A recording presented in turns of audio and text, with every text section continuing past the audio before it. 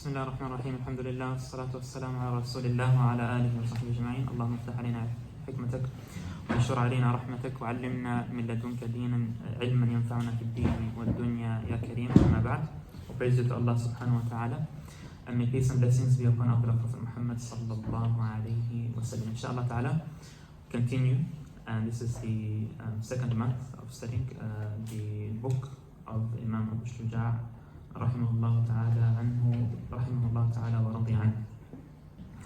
And we've covered the first few sections of the book. So we covered the beginning of Taharah, and before that we took the introduction of the author. We also took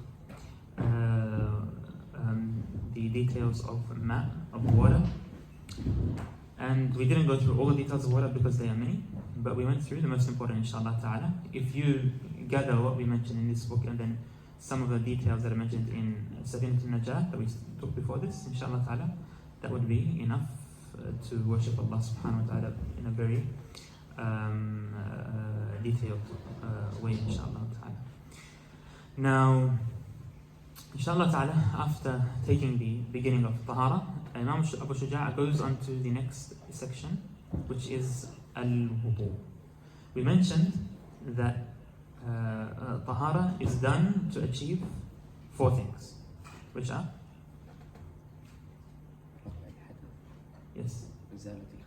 No, to achieve these four things you want to achieve through Taharah. Yes.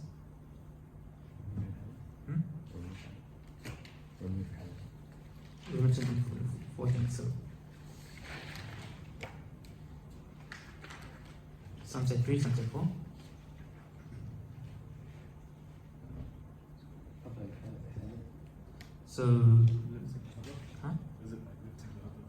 So the first thing that we do Taharah from, which is the first steps, is I would say maqasid al-Taharah.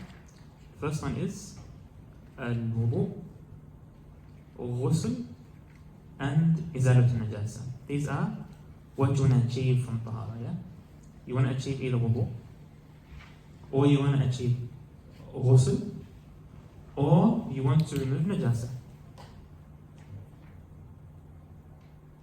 Achieve wudu, achieve ghusl, or remove najasa. These are known as maqasid al-Taharah. The outcomes of Taharah, or the goals that you're supposed to reach for Taharah. Maqasid al-Taharah, the three.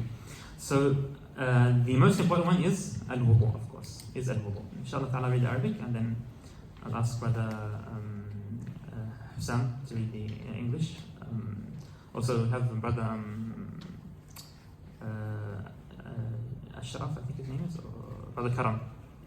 He's in Hajj now, so he's following from Mecca, alhamdulillah, and he's joined the class again. Jazakallah khairan.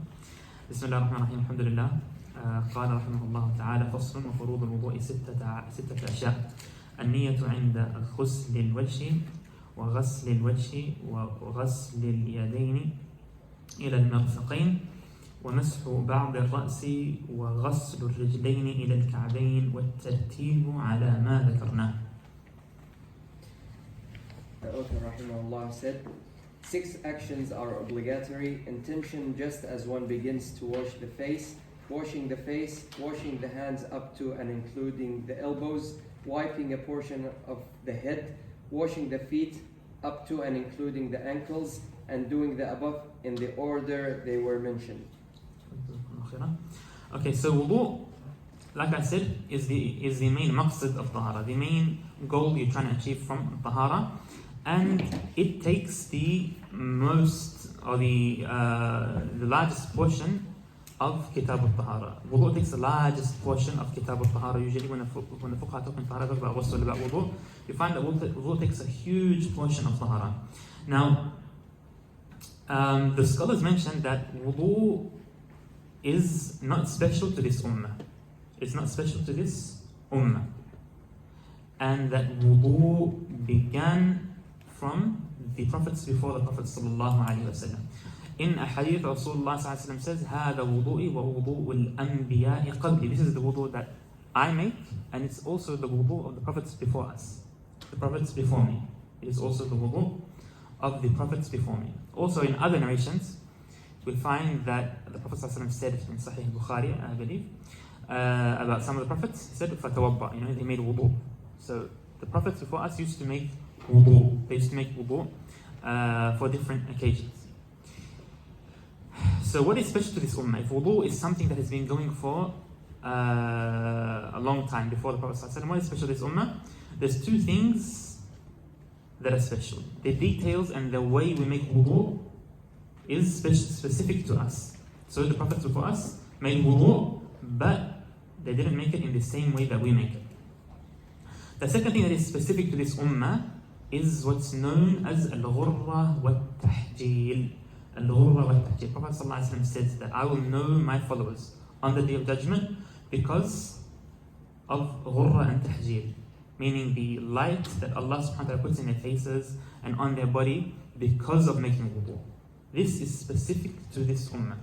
It's something that Allah subhanahu wa ta'ala gave to the Prophet sallallahu alaihi wasallam, and he will identify his followers throughout all of mankind just because of what he sees on their faces sallallahu alaihi wasallam. Now, the virtues of wudu are something that is mentioned in the beginning of Kitab al-Taharah, but we don't have time to go through all the virtues of wudu. There's many famous virtues of wudu, of course. In the hadith of Tahuru, Shatr al-Iman, that cleanliness is half of Iman.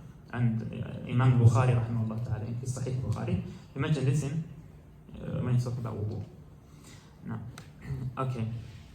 What is wudu? What's the definition of wudu? How do we identify wudu?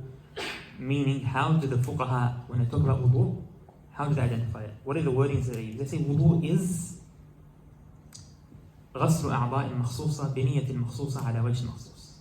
Washing specific body parts with a specific intention in a particular way, meaning in order. Okay. Now, specific body parts mean face, arms, head, and feet. Of course, you wipe your head in and wash it, but these are all the parts that you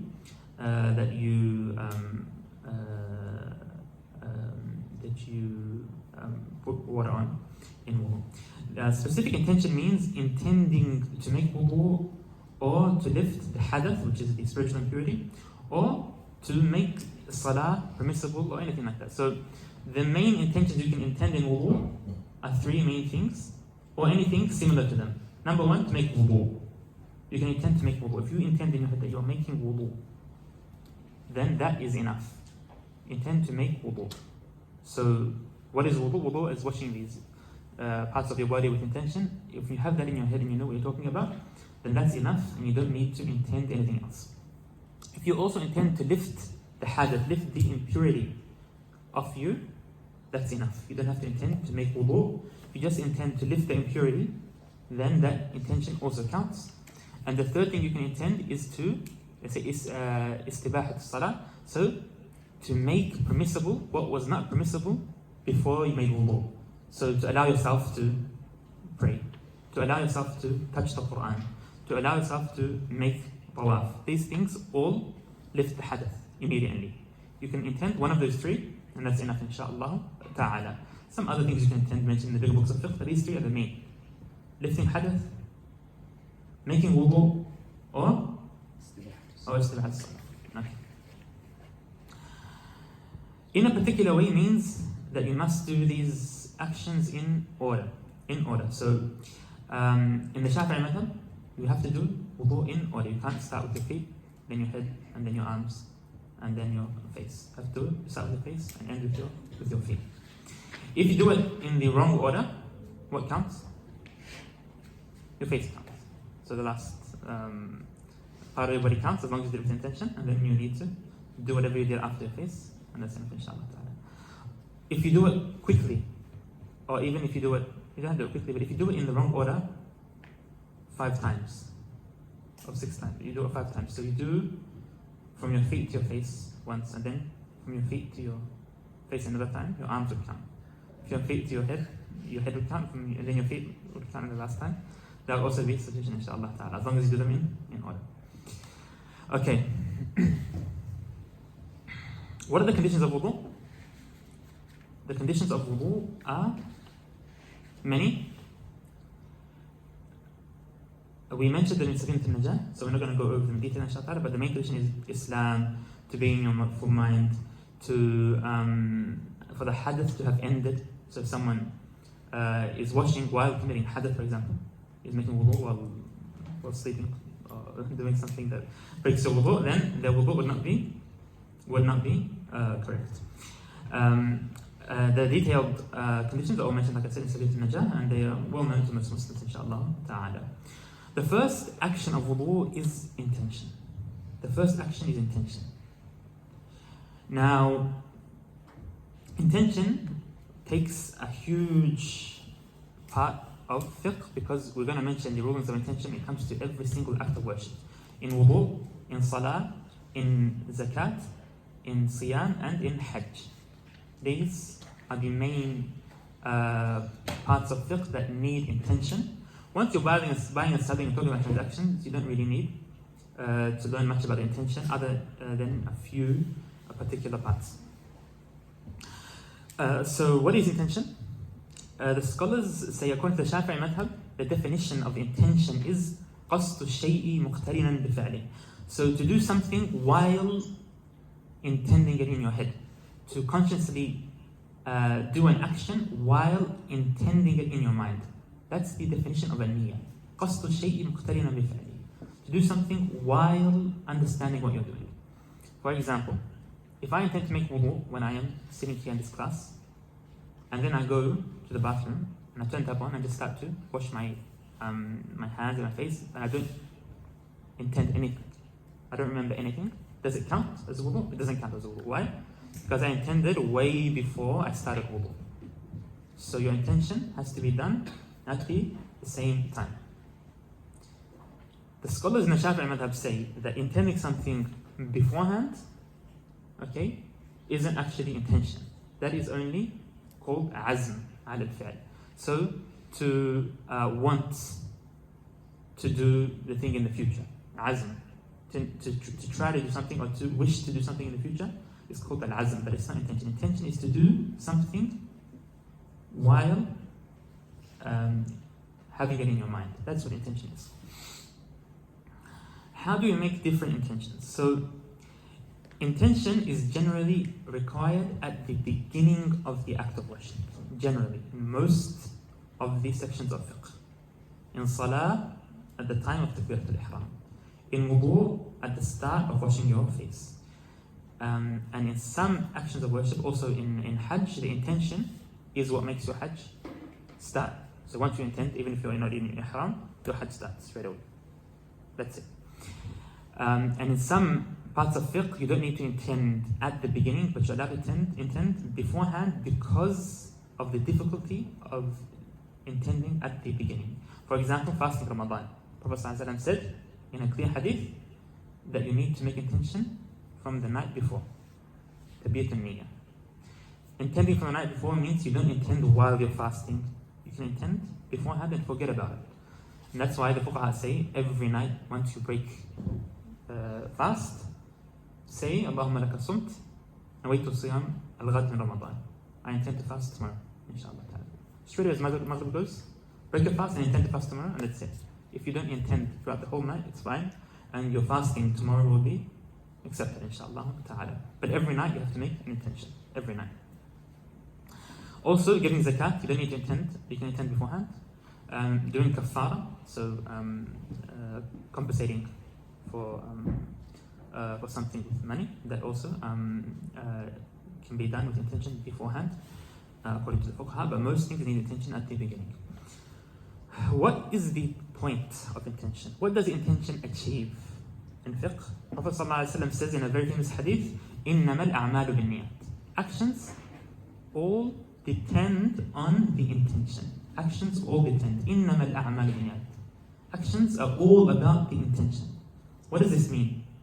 What does the intention do to actions? We have physical actions that could be done without intention. For example, I can stand up, sit down, move left, move right, without intention. These things don't require intention. And then I can do actions with intention. What does the intention itself change to do to the action? What does it make it do? This hadith says that every action you do depends on the intention of the action. What does that mean? The scholars say in our books of fiqh that the intention has two main purposes. Number one, it turns normal acts into worship.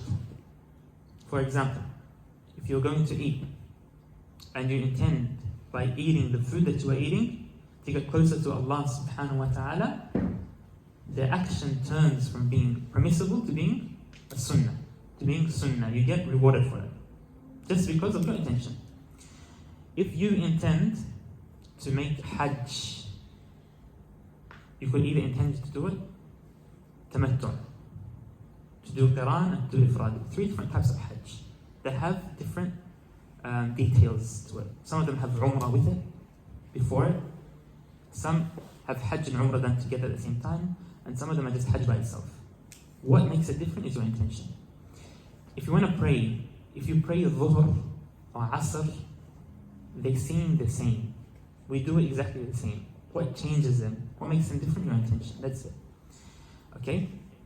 So it turns normal acts into acts of worship, or it determines the rank of the act of worship. So like I said, dhuhr and asr, they're 2 different types of worship. A compulsory salah and a sunnah salah. Fajr is 2 rak'ah, it's compulsory. And then sunnah before Fajr is also 2 rak'ah. What makes the difference between them? Your intention. So the intention changes the ranks of the acts of worship that you do. That's the purpose of intention. Okay, the pillars of wudu that he mentioned are the intention. So we said the intention in wudu should be done while washing your face. So if you have water in front of you, you turn the tap on, for example, okay? We know that before washing our face, we wash our hands. So you should intend while washing your hands to do the sunnah of wudu, not to make wudu that's compulsory. To do the sunnah of wudu. Sunnatul wudu, yes? Once you're doing the sunnah part of wudu, washing your hands and doing your mouth and nose, the sunnah act before wudu is done, and then you need to intend the compulsory wudu. That needs to be done while water is touching your face. So the moment you have water in your hands, for example, and you start to wash your face, in that moment you intend to make wudu. Once you intend with the water touching a part of your face, your wudu begins. The clock starts. And you don't need to intend anymore throughout wudu. Khalas. You don't need to intend while washing your hands, washing the rest of your face. You don't need to do that. That's sunnah, but you don't need to do that. The most important thing is you intend at the beginning, and then khalas, you can forget about your intention as long as you don't intend to do anything else or to do it for any other reason. The second thing is washing your face. Washing your face. Where does this face start from? Where does the face start from? From here? From the hairline of most people, not just anyone's hairline. Yes, the norm. We get the average individual, someone who doesn't have a bald head and someone who doesn't have too much hair growing up to here. Average person, and we say the average person's hairline where it starts is where everyone else's face starts. So everyone's face starts from the average person's hairline, from here basically. And it ends at the bottom of your chin. So the whole entire chin is a part of your face. And then from the ear to ear, meaning that the white skin between your beard and ear is also a part of your face. It needs to be washed up to your ear. Now, in order to wash your whole entire face, can you start from the exact beginning of your face to the end only and not wash any other part? Is that possible? Is it possible to only wash the parts of wudu and not do anything else? The parts of the wudu. Only, exactly. No, because your hands. So, no. Take just the face. Not forget about your hands, but the face. Can you just wash that part exactly? If you put a pen and you draw a line. Yeah? I mean, it depends on whether the person's facial hair or not. If they don't have any facial hair, then from the way dictated before, it'll be fine. If they have facial hair. Yeah, but is it possible? Literally, it's not possible. Yeah? Literally, it's not possible. In order to wash these parts of your face, you need to wash a tiny bit of what's around them. So a tiny bit of your head, your rats needs to be washed. A tiny bit of your ear needs to get wet. A tiny bit. Just in order to wash your whole entire face. A lot of people, what I see they do is they stop wudu here, just before the end of their face. Why? Because they're saying, I don't want to wash my ears. Yeah, we're making wudu from the face only. What they're doing is they're leaving part of their face out, and that wudu does not count. Okay, the same thing if we wash up to here only, to up to here, we don't wash the whole entire chin. Same thing. So you need to wash a little bit of every part surrounding your face to wash your face. The same thing when it comes to wearing hijab. You have to cover a part of your face in order for you to cover your hair. You can't just cover your hair exactly and know the exact dot. You can't. Even in ihram, in hajj, a lady in hajj can't cover her face. They would be considered doing one of the muharramat of ihram. But in order to cover her hair and whatever's around her face, she needs to cover a little bit of her face, and that doesn't matter. It's permissible in ihram. Why?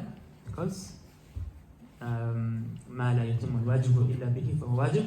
Whatever you cannot achieve a compulsory action without becomes compulsory in Islam. Okay, after that, washing your arms, starting from the tips of your fingernails or your fingers, the tips of your finger until the end of your elbow, and the same thing, your whole entire elbow from all sides needs to enter, plus a tiny bit of skin above your elbow. Wiping a part of your head, and every one of these is done with new water, of course. Every one of these is done with new water.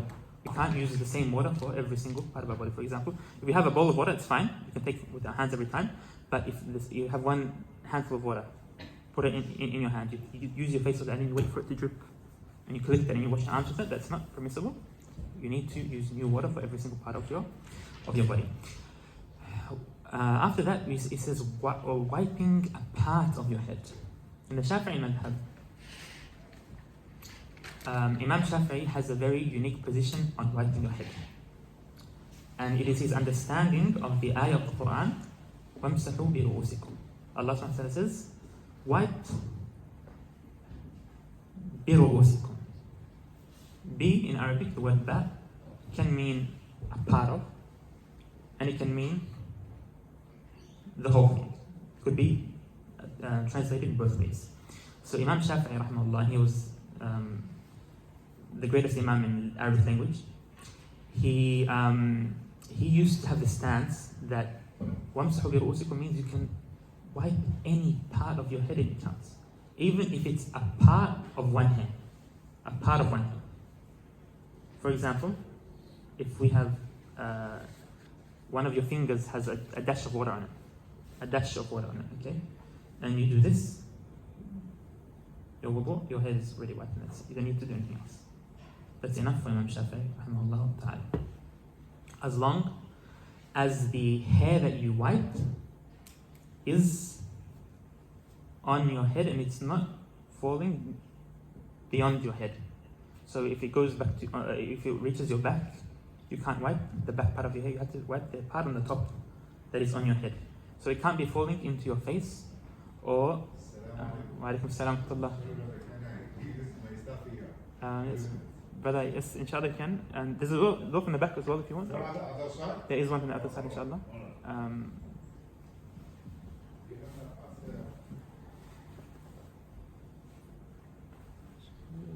not sure if we should open for him. So Imam Shafi'i rahimahullah ta'ala believes that you can wipe any part of your head as long as the hair that is wiped or the part that's wiped does not fall out of the head. So it can't be a long hair that's falling onto your face. If your hair is long and some people have mashallah long hair and it falls down on the face, that part can't be wiped. You have to wipe the top part of it. The top part of it. If you have long hair going down to the back of your back, you have to wipe the top. You can't wipe the back part of your hair. But if water or anything wet touches the top part, then your wudu is complete, inshallah ta'ala. Also, if someone washes their hair, it's okay, because washing is wiping an extra. If someone gets a spray gun and sprays their hair, it's okay as well. If someone gets a wet cloth and puts it on their hair, it's okay as well. As long as water reaches your hair, it's okay. If it's raining outside and you go and put your head in the rain with the intention, then it's fine, inshallah ta'ala. That's all okay. Okay. The fifth part is washing your feet from the toes until the ankles. Now, the bone on both sides of your foot need to be washed, plus a little bit of your leg. And the sixth part of wudu is doing these all in order. Doing them all in order, and we mentioned that just before we started this part of wudu, inshallah. After that, he says, وَسُنَنُهُ عَشَرَةُ أَشْيَاء التَّسْمِيَةُ وَغَسْلُ الْكَفَّيْنِ قَبْلَ إِدْخَالِهِمَا الْإِنَاءِ وَالْمَضْمَضَةُ وَالِاسْتِنْشَاقُ وَغَسْلُ جَمِيعِ الرَّأْسِ وَمَسْحُ أُذُنَيْهِ ظَاهِرُهُمَا وَبَاطِنُهُمَا بماء جديد وتخليل اللحية الكثة وتخليل أصابع الرجلين واليدين وتقديم اليمنى على اليسرى والطهارة ثلاثا والموالاة.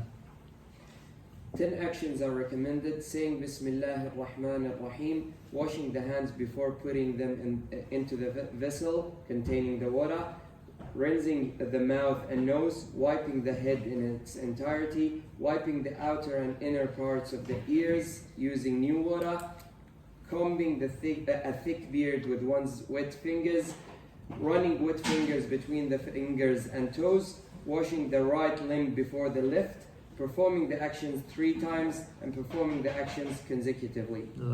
Okay. The first thing is starting with Bismillah ar-Rahman ar-Rahim. If you say Bismillah, it counts. If you say Bismillah, it counts, but it's better to say Bismillah ar-Rahman ar-Rahim. And Imam Ahmad rahimahullah ta'ala believes that Bismillah is compulsory. It's a compulsory part of wudu. That's why you should never leave Bismillah out of wudu, even though Imam Shafi'i believes it's not compulsory, it's only sunnah. Be careful not to leave it out, because Imam Ahmad rahimahullah ta'ala believes that it's compulsory in wudu. After you say Bismillah, you wash your hands before putting them into the vessel. Of course, that is mentioned in many ahadith. Rinsing your mouth and nose, madmad and istinshaq. The best way to rinse your mouth and nose out before wudu is to get a handful of water and to put it in your mouth and nose together, and then move it around your mouth, and then release it from your nose while pushing it out with air. So 1, 2, 3. Sure. What if you're in the toilet? How can you say Bismillah? Can you say it silently? Actually, it says whatever you say silent. If it's in your hand, it's okay, inshallah. If you're on the toilet, you can say it silent. So 3 handfuls of water, and you do it 3 times. That's the best. If you do your mouth with 1 handful and your nose with 1 handful, it also counts. If you do them in a different order, it's all khair, inshallah. But the best way is to do it 3 times with 3 handfuls of water. After that, he says wiping the head in its entirety. So it's best to wipe your whole head when you wipe your head. Get water and wipe your head starting like this. So you put your fingers. I think I explained it in one of the questions in a different verse. We wet our hands and we make our fingers like this. We place our fingers near our ears, and we make a V shape like that. Then we go back and forward. Okay. Then we get new water and we do it again. New water, we do it again. We do it 3 times. Once is enough, but 3 times is also even better. Then we get new water and we do our ears. We do that 3 times, and that's the sunnah of wudu. For the ears with new water. With new water as well, yes, that's the sunnah. Combing your beard, your thick beard with one's fingers. So putting your fingers through your beard while you wash it. And if the water doesn't reach your beard without putting your fingers in, it depends. If your beard is thin, see-through, you can see your skin just from looking at you from far away, then you need to wash your whole entire beard. But if your beard is thick, then you only need to wash the front part of your system. Do you wash your ears 3 times? Or just once? You wipe your head 3 times and your ears 3 times. You don't have to. The compulsory part is to just put a dash of water on your head, and that's it. The rest is all sunnah. To wipe your head 3 times, to wipe your ears 3 times is all sunnah. And even your head you wash it 3 times? Yeah, that's sunnah. If you wipe it once, it's also sunnah, but 3 times is even and better. The compulsory parts, the 4 compulsory parts, they can be washed once? Once is fine. Yeah, that's all. Okay. Washing the right limb before the left is also sunnah. So we start with your right arm and then your left arm. What about your face? Should you do your right part of your face, then your left part of your face? No, you do it all together. Unless you only have one hand and you can only do half of that part by itself, then you should start with the right, of course. But generally, if you have two hands, just wash the whole thing together. Wipe your whole head together. Or at once. After that, performing the actions 3 times. So doing everything 3 times, including saying Bismillahir Rahmanir Rahim. So Bismillahir Rahmanir Rahim. Bismillahir Rahmanir Rahim. Bismillahir Rahmanir Rahim. Wash your hands 3 times. Wash your hands 3 times. Wash your hands 3 times. That's the sunnah according to Imam Shafi'i. Many ahadith the Prophet used to do things 3 times all the time. If he talks to someone, he would repeat it 3 times. If anything 3 times. Yeah? Wudu 3 times. The hadith doesn't say only the Bismillah, you don't do it 3 times. So Imam Shafi'i and the scholars of his madhab say that 3 times when it's coming Bismillah, 3 times washing all the parts of the body, and also 3 times making the dua after wudu 3 times as well. That's all sunnah. Yes, sir. So Sheikh, so this you say Bismillah 3 times and then wash your hands 3 times, or Yes. say Bismillah and then wash your hands? Bismillah 3 times, wash your hands 3 times. Everything 3 Bismillah 3 times. times, then and wash your hands. And once is enough. It also considers a sunnah, but it's even better to do it 3 times. And performing the actions without waiting for a long gap of time between them. That's sunnah as well. Imam Ahmad rahimahullah ta'ala believes that you need to do the acts without leaving gap between them. If you leave a long gap, long enough for your the parts of your body to dry, then your wudu doesn't count according to Imam Ahmad. So it's sunnah to be careful and to make sure that you don't leave that long gap between different parts of your body. According to Imam Shafi'i, you can wash your face at home, and then you can wash your arm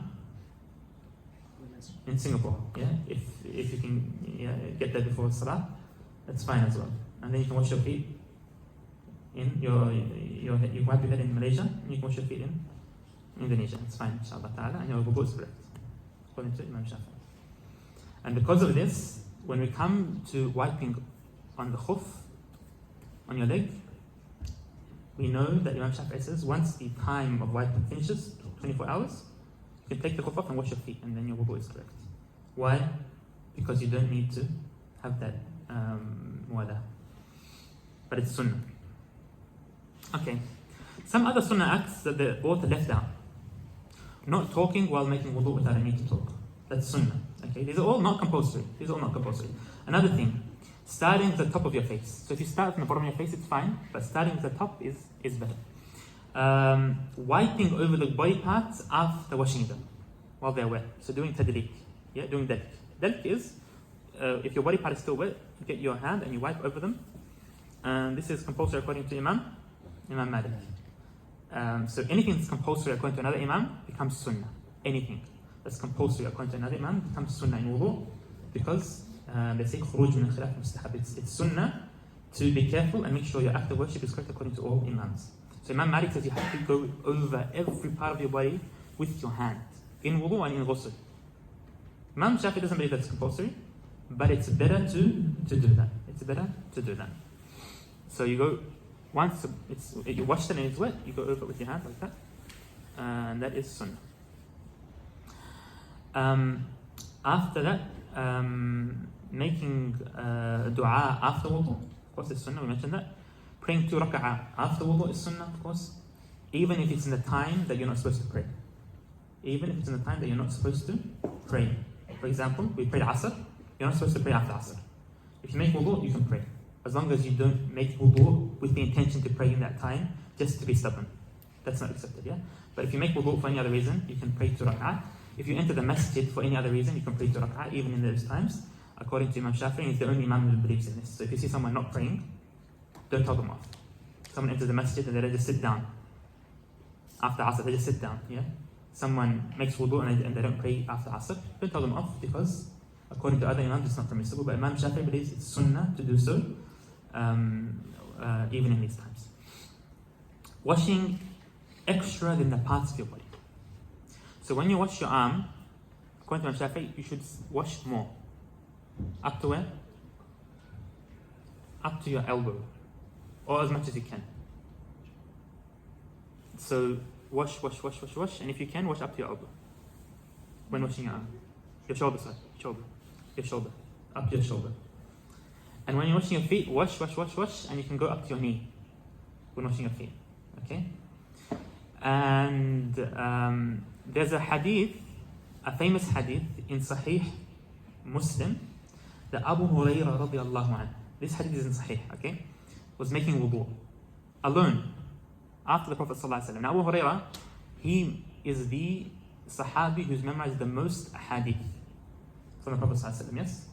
If anyone studied hadith here, they know that the majority of hadith in Islam are all narrated by Abu Hurairah radiallahu anhu. Once he accepted Islam, he spent his whole life with the Prophet sallallahu alaihi wasallam, walking behind him, beside him, eating with him, doing everything with him. He didn't have money to buy food, to do anything. So he just said, I've got no means to create a lifestyle and have a independent life. So what I'm going to do, I'm just going to learn from Prophet sallallahu alaihi wasallam. That's what I'm going to do. And the Prophet sallallahu alaihi wasallam made dua for him, a special dua for him to memorize. So he memorized all the hadith. Okay. Abu Hurairah, when he was seen alone after Prophet sallallahu alaihi wasallam passed away, some of the tabi'in saw him. He was making wudu, and they saw him making wudu and washing up to his shoulder. Okay, and then he made wudu and washed the feet. And the scene there, looking at him, and they said, "What is this, Abu Hurairah? What are you doing?" In Sahih Muslim. So he looked behind them and he said, "Antum hawana." He said, "I didn't know you were here. If I knew you were here, I would have done it because you guys don't understand. You haven't memorized what I memorized. You didn't see what I saw from Rasulullah sallallahu alaihi wasallam." He said, "I heard this from the Prophet sallallahu alaihi wasallam." So it's in Sahih Muslim. سمعته من رسول الله. It says, yeah, I heard this from Rasulullah. Prophet sallallahu alaihi wasallam says in the famous hadith that I will know my ummah on the day of judgment because of the light that Allah gives them from wudu. In some narrations it says, so extend that light. Extend that light. Make the light go even further. In some hadith, some narrations. So extend the light according to Imam Shafi'i means to wash even more than that body part. Extend your light in order for the Prophet ﷺ to know you. Wiping your ears with new water and wiping your head 3 times and also your ears 3 times. Any sunnah that we mention, not doing it is disliked. Okay? Not doing it is disliked. So it's disliked to not wash your body parts 3 times, for example. It's disliked to not start at the top of your face. These are all disliked. Okay. Acts that you should make wudu for, but you don't need to make wudu for. We need to make wudu for salah, for tawaf, for touching the Quran. There's some actions that we should, but don't have to make wudu for. What are they? Reading Quran. Reading Quran, you don't need to have wudu for, but it's sunnah to make wudu for. Carrying or listening to hadith. So reading or listening to hadith. Reading or listening to hadith, you should also make wudu for. Carrying books of fiqh or hadith or books of knowledge, you should make wudu for. Carrying the Quran, you need to make wudu for. Books of knowledge, you should make wudu for. Making adhan should be with wudu. Entering the masjid and sitting in the masjid, you should have wudu for. You don't need to, but you should. Visiting the Prophet sallallahu alaihi wasallam, going to Medina visiting the Prophet sallallahu alaihi wasallam, should be with wudu, of course. That is highly recommended, and even if you do more and you take a shower, and you wear the best of perfume, best of clothes, that's all, of course, very important. Eating camel meat. If you eat the meat of camel, you should make wudu, but you don't need to make wudu. It's not compulsory to make wudu according to Imam Shafi'i rahimahullah ta'ala. Shaving your head and trimming your mustache. Going to sleep, before you sleep, you should make wudu. Anything that has a difference between the scholars on it breaking your wudu is sunnah to make wudu for also. So for example, Imam Abu Hanifa believes that blood coming out of you breaks your wudu. As a Shafi'i, if blood comes out of you, you should make wudu. You should make wudu, but you don't have to. What are some other things that break your wudu with other Imams? Most Imams believe that if you sit down, sleep while you're sitting down, breaks your wudu. Imam Shafi'i believes if you sleep while you're sitting down, it does not break your wudu. It's better to make wudu if you sleep while sitting down, because the other Imams say so. Also, it's good for a Muslim to always try to be on wudu, but of course, that's hard for everyone. So, unless these times, it's better to be on wudu, inshallah ta'ala. After that, that's all to do with wudu. Inshallah, take some questions if we have time, very quickly, and then we'll go into the next section. Any questions here? خروج الطاهر من القبل أو الدبر في المذهب الشافعي ينقض الوضوء. ينقض. Yes, fix it. Washing 3 times. Each time it has to cover the whole part of the It's body. sunnah, yes. Do the whole thing The whole every thing. time. Yeah. Sheikh, another one. You mentioned that if you go under the rain and it touches your head, that is sufficient because a delk is not one of the Yes. compulsory things. But then Allah subhanahu wa ta'ala mentioned, وَامْسَحُوا بِرُؤُوسِكُمْ. Would that be satisfying? Okay, so even اغسلوا or وامسحوا in the Shafi'i madhab, this is always because it's al-ghalib. Usually people do it through washing. But they say the compulsory part is actually not to wash it. It's in misah wan ghisal. What does in misah mean? For it to be happen. For it to be washed. It doesn't have to be through you. Another question in the group, similar question, it says, is it permissible to jump into a large body of water, a lake or a sea, with the intention of making wudu also? Yes, it is permissible, and your wudu counts. If you jump into a large lake with the intention, your wudu counts, and then khalas, you don't need to do anything else. Okay, after this, the author says, yes? So do you break the wudu, you have to make the wudu before you eat the meat, the camel meat, or after? You don't need to make wudu of camel meat. Okay. It's just sunnah. Yeah. It's better. So if you break wudu before eating camel meat, you mean? So when is it sunnah to make the wudu? After eating camel meat, yeah. After. After eating it, yeah. After, not before, yeah. After eating it. And sleep also? Huh? Sleep also, is it before or after? And before you sleep, you should make wudu. And then after sleep, if you sleep, of course, depending on the type of sleep. So if you sleep sitting down, then it's sunnah to make wudu. If you sleep lying down, then you have to make wudu for prayer. It breaks the wudu. Someone's asking if order makes any difference in the lake situation. In a lake, if your whole body is underneath a big mass of water, over 216 liters, your whole body is under, from head to toe. Everything's under the water. If you make intention, in 1 second, your whole entire body gets washed, and you don't need to do it in order. This is the only case that you don't need to do wudu in order. The only case you don't need to do in order is if you're underwater, and you intend while you're underwater, in that 1 second, your whole body makes wudu, and you don't need to do it in order. Just in this one condition only, you can do it without water. Yes, sir. So do you make the intention before you jump in or like while you're in the water? After you're under the water. After your whole body is under the water. If you want to do it in order, then once you're touching your face, and then you can do the rest of your body. Taking a shower, does that count, like, in terms of... If, just to be clean, or compulsory shower? like if you intend to take, like a similar analogy to like jumping into a lake. Yeah, so just you're refreshing yourself with shower. If you're doing that, then it counts if you intend to make wudu. So you have to, while you're under the shower head, you intend to make wudu while the water is on your face, okay? Then you start from there, khalas, the rest of your body, just while you're having a shower, make sure you do it in order. Make sure you do it in order, that's all, and then khalas, your wudu counts, inshallah ta'ala. Another question is, there's a question that says, does this apply to ghusl? Yes, it applies to ghusl also. Being underwater applies to ghusl also. It's actually fusing that. If you want to make ghusl inside the water, you can do that as well. It also applies to ghusl. But in ghusl, we're going to come to ghusl inshallah. In ghusl, you don't need to do these things in order. In ghusl, we're going to come to it inshallah. If you make the intention in any part of your body, your ghusl starts. You don't have to do it in order. It's not like wudu. Ghusl just means washing your whole body with intention at any part of it. If you have a shower with soap and intend to make wudu, at the same time, does it count or does the soap invalidate it? Depends how much soap there is. So if you have soap on your body, it can't be so much soap that it's going to change the water and change the name of the water. So if you get together that water, it would be soap water. You can't even, the smells change, the taste has changed. If that's the case, you have so much soap on your body, then while you're washing your face, wait for a little bit of the soap to go away, and then you intend once some of the soap has washed off, and then what happens? Your wudu starts. And then you can just wash the rest of your body parts, and don't worry about the soap that is on your body, as long as the parts of wudu are washed with water that doesn't have much soap in it, or anything stopping the water from getting onto your body. Another question, is it okay to say Bismillah before making wudu? Yes, of course, you should say Bismillah before making wudu, of course, that's the sunnah. And if you're making wudu in a bathroom, you can say Bismillah quietly, inshallah, in your heart, inshallah.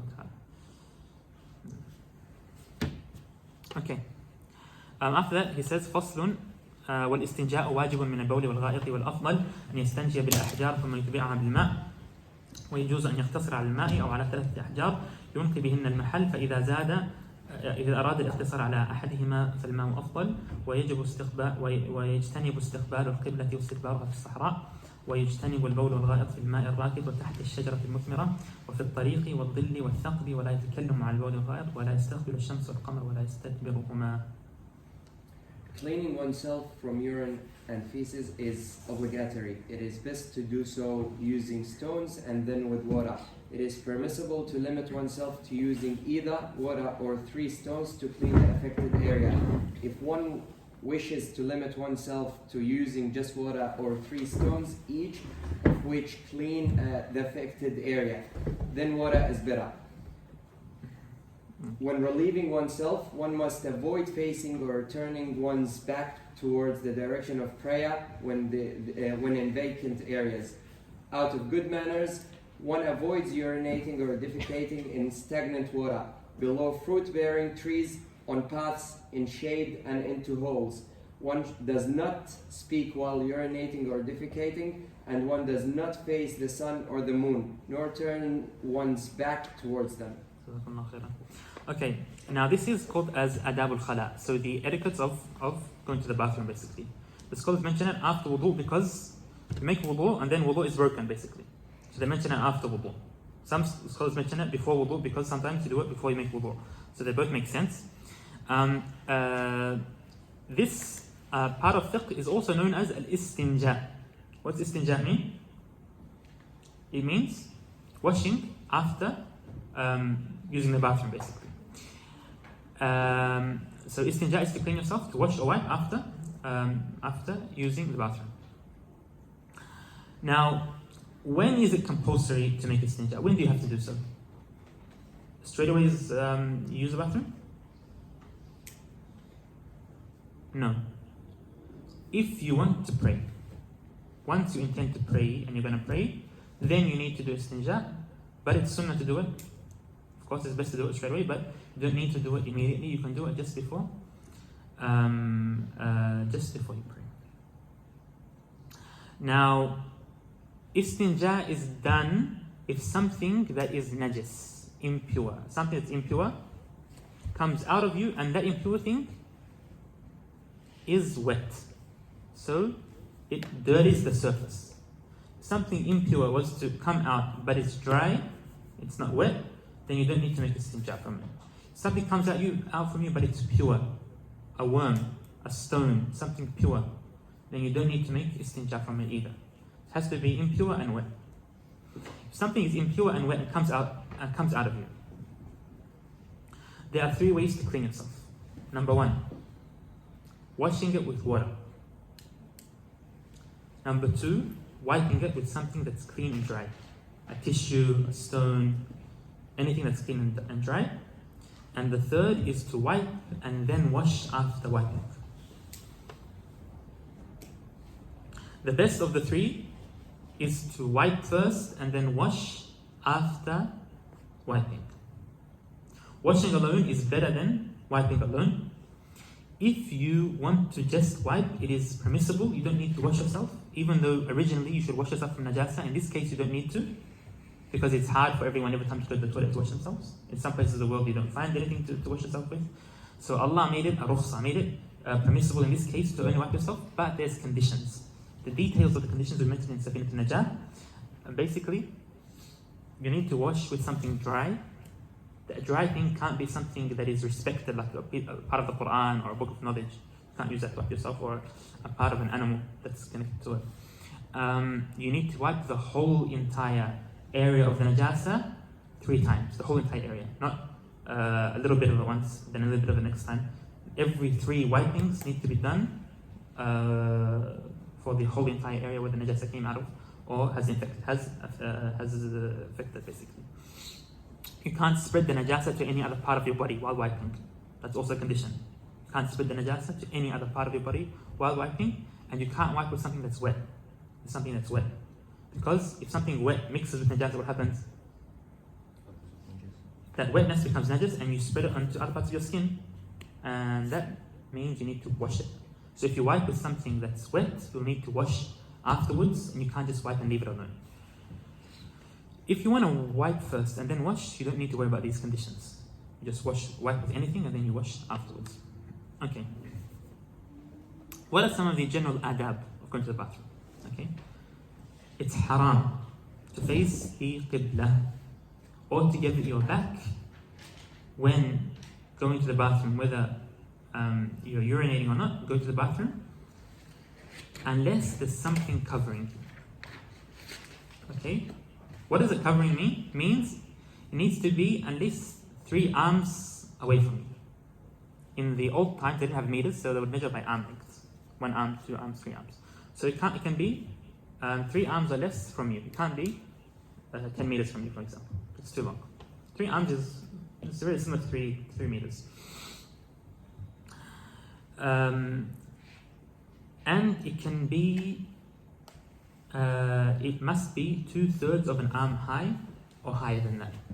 So it could be up to about enough to cover you, basically, enough to cover you when you are using the bathroom.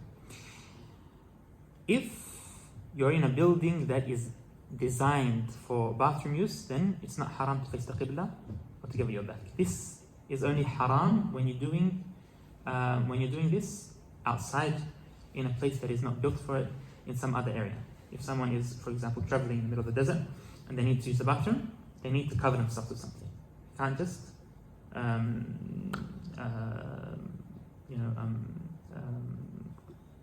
respond to the call of nature in the middle of the desert. It's makruh, it's disliked to face Masjid al-Aqsa. It's disliked to do so. And it is disliked to use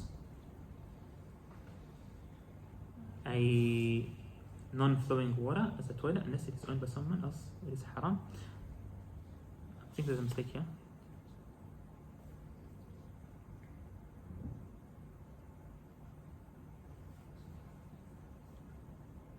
Okay, I'll get back to that inshallah.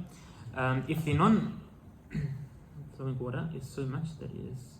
Okay, yes, I understand. I was writing here. When I was writing, I read it fast. So basically, water is 2 types. Water is 2 types. There's water that is flowing, gushing. For example, there's a river that flows, and the water is always moving. Okay? And there's water like a lake or a pond that doesn't move, that's stable. Okay? Swimming pool, for example. Okay? It's disliked to use non-flowing water, okay, as a toilet. For example, some people, when they swim, they urinate in the swimming pool, for example. Yeah, that's disliked. If it is owned to you, if it's yours, but if it's someone else's, you need their permission to do so. You can't just urinate in their possession, for example. Okay. If the non-flowing water is so much that it's a sea, it's huge, you've got trillions of liters of water, then it's not disliked to just if someone is swimming in the sea, then it's okay. Unless it's owned by someone else, then it would also be haram to use. If the water is flowing, it's disliked to use it if it is a small amount of water, less than 216 liters. But if it's a lot and it's flushing and flowing, then you can use it as a toilet. If you have no one else to use, you can use the water. It's disliked to use a tree to go to the bathroom. In the same way, if the tree has fruit, it's a fruit-bearing tree, it provides fruit to people. It's also disliked to talk in the bathroom without need to talk.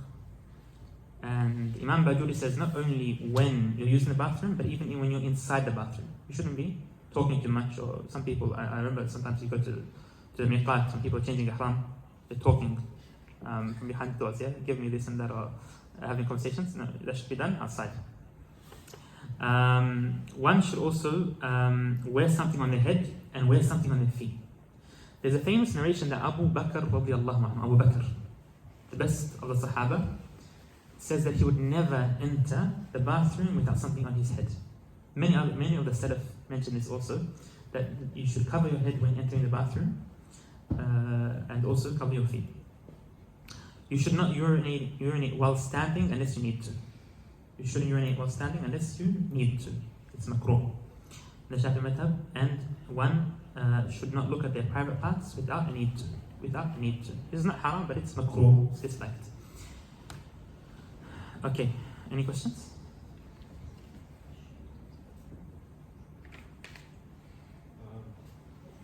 Well, you know how you say covering around you? Yes. Yes. Is it only when you're facing Qibla and your back is towards Qibla? Facing or your back is good, either one. Other than that, you don't need something in front of you. Yes. Yes. Okay. Should we take the next chapter? Should we stop here, inshallah? Shouldn't take that long. Should we vote, inshallah? If anyone wants to stop here, just raise your hand, inshallah. Okay, maybe another 5 minutes, inshallah, 5-10 minutes, and then we'll stop, inshallah ta'ala. So he says here, فصل والذي ينقض الوضوء 6 أشياء ما خرج من السبيلين والنوم على غير هيئة المتمكن وزوال العقل بسكر أو مرض ولمس الرجل المرأة الأجنبية من غير حائل ومس فرج الآدمي ببطن الكف ومس حلقة دبره أو على الجديد. 6 things invalidate ablution: anything exiting from the private parts, sleeping while one's buttocks are not firmly seated, losing consciousness due to intoxication or sickness, direct skin contact between a male and an unrelated woman, touching a human's genitals with the palm, and touching one's anus according to the new school. Okay. What breaks the wudu? What things make you have a hadath? What's a hadath? These are what the hadath is, and we mentioned this many times in fiqh. What are the things that break your wudu? There are 6 and no other in the Shafi'i madhab. Only 6 things can break your wudu, nothing else. The first thing, so we'll get to them inshallah. So after mentioning how to make wudu, scholars mentioned what breaks wudu, like I said. These 6 are all mentioned in the Quran, other than touching your private parts is mentioned in the Sunnah. Something that breaks the wudu is called a hadath. We mentioned this in the first class. No. Okay, so what are the 6 things? Number 1, anything that exits the private parts breaks the wudu, even if it's pure.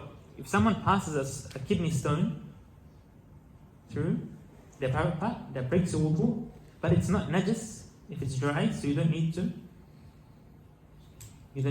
wash your private part, but you need to make wudu. If someone passes wind is not a najis, it's not impure. You don't need to wash from it, but it breaks your wudu. So anything that passes through your private parts breaks your wudu, even if there was, for example, a medical camera or something that's dry and enters and exits, that breaks the wudu. Anything that comes out breaks the wudu. Anything that comes out breaks the wudu, no matter what it is. Sleeping while one's buttocks is not firmly seated. So if you're sitting down and sitting like the way we are, and you sleep for 10 hours straight, your wudu does not break. Your wudu is still there. If you sit down if you sit down firmly, your wudu is still there. If both of your the cheeks of your are stable, then your wudu doesn't break. If one of them is lifted off the ground, so you're sleeping like that or like that, then your wudu is broken if you sleep. And the reason that this is mentioned is because the Sahaba used to sleep while they were waiting for the Prophet ﷺ to come out for Salat al-Isha. So the Prophet would pray Isha late at night, and the Sahaba would fall asleep to the extent that their heads would be touching their chest, basically. They would sleep deeply. In the hadith, they would sleep, and the Prophet ﷺ would come and they would pray Isha without making wudu. Even though other hadith say that sleeping breaks your wudu. So that's how Imam Shafi'i understood this.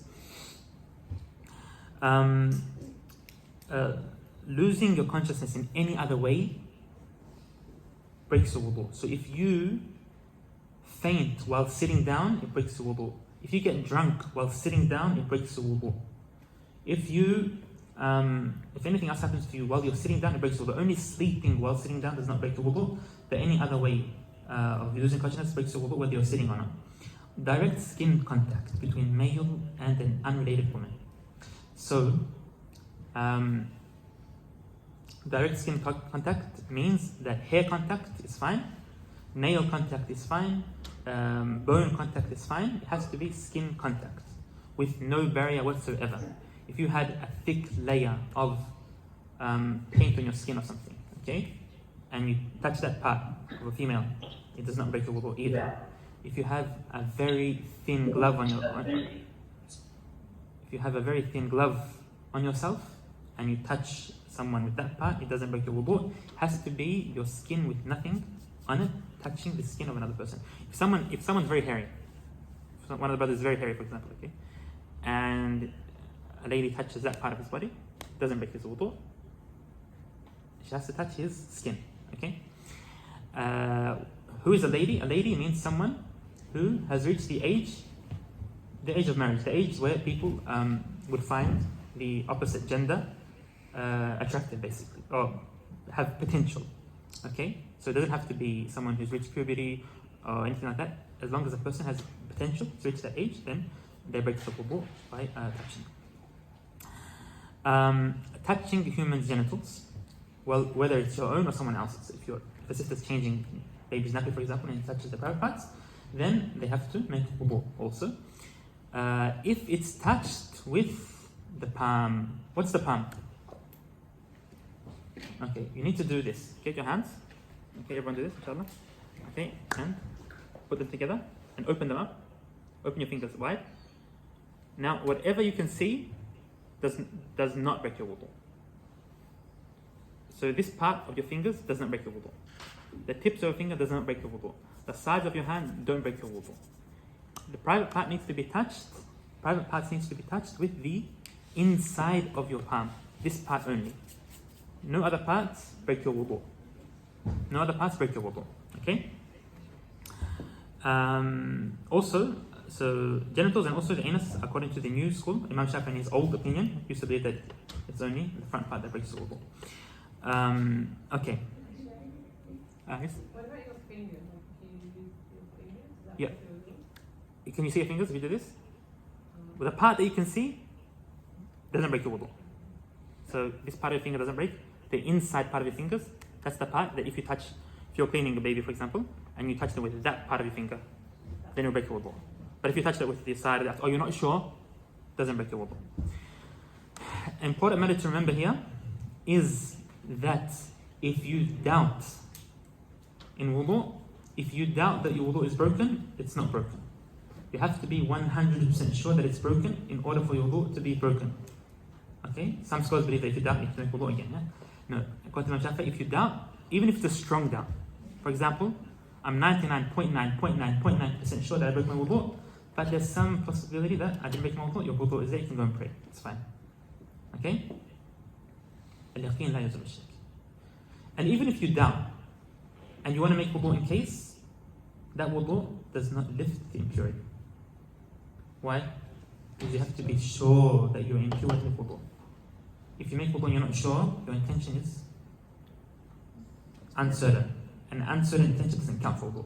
So you have to be 100% sure to make wudu from impurity. If you want to just make wudu just to renew your wudu, it's fine, but it doesn't lift any impurity. Another thing, okay, so this is hadith, like I said, Prophet was mentioned to him that a man is praying and he feels something coming out of him, but he's not sure. Prophet said, don't move unless you're sure, unless you hear a sound, smell something, unless you're 100% sure. So the same thing applies to everything in wudu. Unless you're sure, your wudu is not broken. Wallahu ta'ala a'lam. Sallallahu ala Sayyidina Muhammad wa ala alihi wa sahbihi ajma'in. Inshallah, taking questions for the next 5 minutes, and then we will stop, inshallah. Yes, brother. If you're not sure if you break your wudu, you pray. Once you finish praying, then you remember, oh, you actually already broken your wudu. Does that mean you have to break wudu and then do the prayer again? Or? Of course, yes. If you pray without wudu, if you're sure. After you done praying, then only you. Yeah, khalas. Even if you forget, you have to make wudu again and pray again, of course. Yes. Yeah. So The question is, if you pray without wudu, because you're not sure, for example, and then you become sure after you finish prayer, of course you have to repeat your wudu and repeat your prayer. Yes. Any other questions? So, unrelated woman, does that include your wife? Yep, so unrelated woman means every single woman that you can never marry no matter what until the day of Yawm al-Qiyamah. Okay? That you can marry. That you can marry. No. Unrelated woman, it means someone. Sorry, I'll go again. A woman who does not break the wudu is a woman who, or a man, the other side, who you can never marry. You can never marry until the day of judgment. For example, your parents don't break the wudu from either side. Your kids don't break the wudu from either side. Your uncles, your aunties don't break the wudu. Also, your mother-in-law and father-in-law. In Islam, it's haram to ever marry your mother-in-law and father-in-law, even if partners separate. So, touching them also does not break wudu. Brothers, sisters, all these things don't break wudu. But if someone could be married, then they are the ones who break wudu. So, wife and husband is also included in this, of course. They break wudu according to Imam Shafi'i. So, just make wudu before you pray, not too early, inshallah ta'ala. Unless we need, of course, unless you need to, then you can take other opinions sometimes, if there's a need to. But that's the famous opinion. Yes, sister? Does light sleep break the wudu? You have a little nap. So the scholars say light sleep, depends what you mean by light sleep, yeah? If you are actually awake, so for example, light sleep, your eyes are closed, but you can hear and understand what's going on. If that's the light sleep, then it's not actually sleeping, it doesn't break the wudu. But if a light sleep means you have a 5-minute nap, no, that breaks the wudu. Yeah, unless you're sitting down. Unless you are sitting down. Question here says, is it the same if you have a doubt and you make wudu in the first place? The question isn't clear, but if you have a doubt that you're broken your wudu or not, and you make wudu, that's good. But if you remember that you were not on wudu for sure, then you have to repeat your wudu, because wudu with doubt doesn't lift impurity. No. It says laymen are authorized to apply fiqh principles to their selves, like yaqina yazulu bishak. Yes, if a layman is not sure that they broke the wudu, they can apply it to themselves. As long as you're not sure that you broke the wudu, you know what breaks the wudu, then you can apply that to yourself. There's nothing wrong with that. Covering, as in wearing flip-flops that expose the area of feet, does that count as a sunnah for entering the bathroom? Oh, you've covered part of your feet, so alhamdulillah, it's inshallah ta'ala, it should be part of the sunnah, part of your feet. Whenever you can do part of the sunnah, it's better than doing but inshallah ta'ala. I don't recall that the fuqaha mentioned details of part of your feet being uncovered. They just say that covering your feet is sunnah when entering the bathroom. Inshallah ta'ala, if I find a detailed answer that scholars mention in their books that it's better to have something that doesn't have holes, but I haven't read that in any book of fiqh. They just say covering your feet is sunnah when entering the bathroom. So one more question. Do you have a question to answer? What about, is it better to cover when you're making wudu, like cover the hour? of course, cover your awrah, of course. Cover your awrah. In the shower, it's better to then leave the shower, cover. You shouldn't have your awrah uncovered unless it's a necessity. Yeah. You shouldn't have your awrah covered unless it's for a need. For the Shafi'i method, it's actually haram to have your awrah uncovered without a necessity. But necessity means any small necessity, anything small. For example, if it's hot and it's not easy to be covered, then you could uncover. If you're alone, your awrah is what? Your private parts only. If you're alone. Okay? If you're with other people, then from your belly button to the knees is your awrah.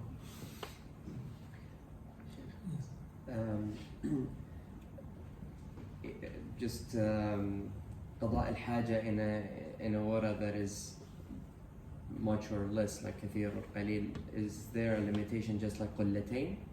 when it comes With to the that? water? Yeah. As in Imam Nawawi says when it comes to flowing water. Yeah, okay. Okay, he says it's haram if it's qaleel because you are making the water najis. Yes. But generally, the scholars say the general ruling is that it's makruh, unless you're making the water najis with someone. In that case, it could be haram. But generally, it's makruh. If it's a little bit, if it's a lot, then it's not makruh. A lot means above qullatain. Above qullatain, when it's flowing. Yes. And if it's not flowing, does the same also apply like When it's not qullatain? flowing, what do we say? What's the ruling? So if it's a lot like C, it's not makruh. Yes, and if it's But if it's like less than a C, but above qullatain. okay, less than qullatain or more than qullatain. Above qullatain. Above qullatain, then it's makruh. Makruh. Yes, brother. Just one more, what I pointed. Okay, if you're using a toilet and then there's like najas on the toilet seat, Yes. what's the best way to clean? Is it just enough to like wipe it? Okay. If there's a najasa on the toilet seat, if the najasa is wet, then you can't sit on it while it's najis because it's haram to get najasa and put it on yourself while it's wet. Okay, if it's dry, it's dried up najasa, it's an old najasa, then it's not haram to touch it. But if you want to clean it, if you wipe it and the toilet seat becomes dry, then it is permissible to use it as long as you are also dry. If you've been sweating or it's very humid and you sit on the seat and you start to sweat and you touch the seat, then you become najis. So depends on yourself. But if you say like wipe it with the wet tissue and then you dry it off with the dry tissue, then It's fine, yeah. As long as you don't sit on anything wet that's najis, it's fine. Yeah. Okay. Anything else? Yeah. I'll just check the group one more time. There's nothing else. Nothing else in the group, inshallah. Okay, we'll stop here, inshallah. Wallahu ta'ala a'lam. Wa sallallahu ala sayyidina Muhammad wa ala alihi wa sahbihi ajma'in. Brothers, we have permission to use the masjid for Asr if we want to. Does anyone want to use the masjid for Asr?